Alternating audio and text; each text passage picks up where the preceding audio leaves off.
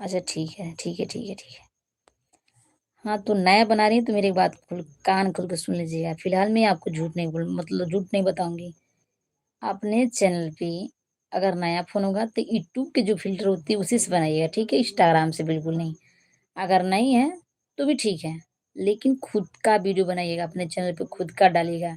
किसी और का वीडियो भूल कर भी मत अपलोड कीजिएगा, ठीक है दीदी जी? इतना बात ध्यान रख लीजिएगा।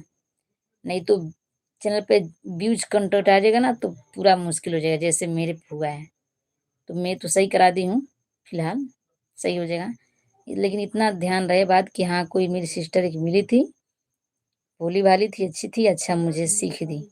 इतना बात रखिएगा। किसी की वीडियो मतलब किसी की वीडियो मत अपलोड नहीं कीजिएगा चैनल पे अपने क्योंकि इसलिए लाइक सब्सक्राइब कमाने के लिए लालच धन चौपट होती है। सब चौपट हो जाएगा दीदी जी, ठीक है?